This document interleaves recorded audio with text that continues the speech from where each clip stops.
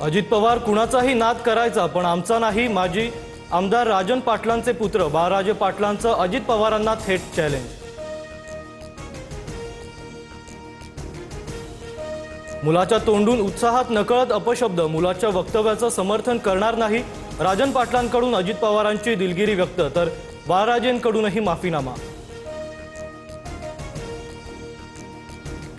अजितदादांच्या राष्ट्रवादीच्या उज्ज्वला थिटेंचा उमेदवारी अर्ज बाद।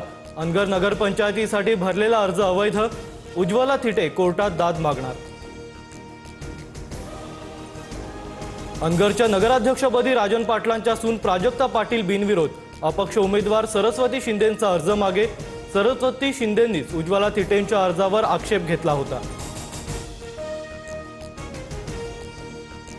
मुंबईतील पोलीस विभागाच्या कार्यक्रमाला उपमुख्यमंत्री एकनाथ शिंदेंची गैरहजेरी। मुख्यमंत्री फडणवीस आणि उपमुख्यमंत्री अजित पवार उपस्थित, शिंदेंच्या अनुपस्थितीचं कारण अस्पष्ट। नाराज असल्यावर बहिष्कार टाकण्यापेक्षा सत्तेतून बाहेर पडा, हर्षवर्धन सपकाळांचा उपमुख्यमंत्री शिंदेंना सल्ला। सत्तेसाठी लाचार असलेले तिन्ही पक्ष एकत्र आलेत, महायुतीवरही निशाणा।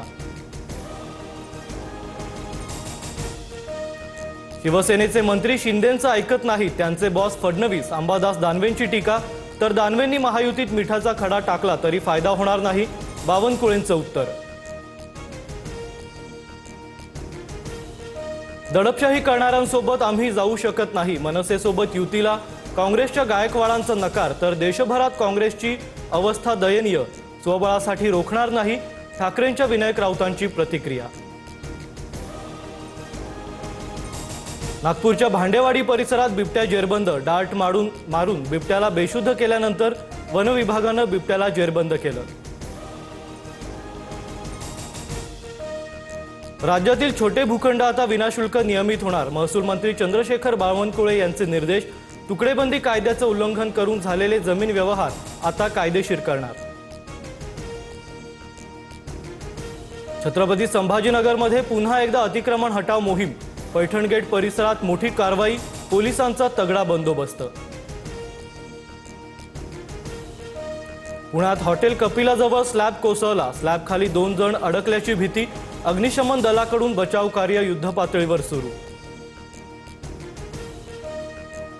गँगस्टर बिश्नोईला अमेरिकेतून भारतात आणलं, NIA कडून अनमोल बिश्नोईच्या अटकेची कारवाई, तर बाबा सिद्दीकी हत्येप्रकरणी अनमोलला मुंबईत आणून चौकशी करा, झिशान सिद्दीकींची मागणी।